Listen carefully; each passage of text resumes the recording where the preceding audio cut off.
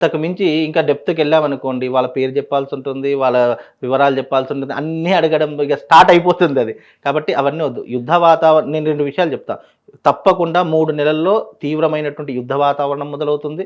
Plus ఒక రాజకీయ నాయకుడికి మరణ గండం అని చెప్తా. మరణిస్తాడు అని చెప్పను. మరణ గండం అయితే ఉంటుందండి. ఇది పక్కా రాసి పెట్టుకోండి. 3 నెలల్లో మనకు వార్తలు అందుతాయి. అప్పుడు అందినప్పుడు సుభాష్ శర్మ గారు ఏదో చెప్పారు. అది జరిగింది అని చెప్పి అప్పుడు అందరికి అర్థమవుతుంది. కరెక్ట్‌గా ఇప్పటి నుంచి 3 నెలలు 3 నెలలలో జూన్, జూలై వరకు ఎండింగ్ వరకు వేసుకోండి. తప్పకుండా నేను చెప్పినటువంటి 2 విషయాలు తప్పకుండా జరుగుతాయి. అది కూడా ఎలా ఉంటుంది అని అంటే గనక రాజకీయ నాయకులతో ముడిపడి ఉన్నటువంటి అంశాలే ఉంటాయి మళ్ళీ.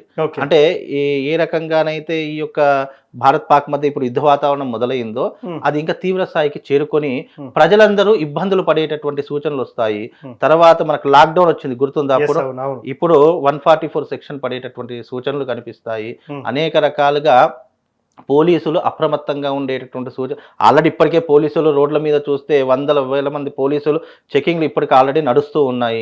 ఎంతో మందికి ప్రజలకు తీవ్రమైనటువంటి ఇబ్బందులు కలుగుతున్నాయి. అవి ఇంకా రాబోయేటటువంటి కాలంలో ఉధృతమయ్యేటటువంటి సూచనలు కనిపిస్తాయండి మనకు. సరే ఇప్పుడు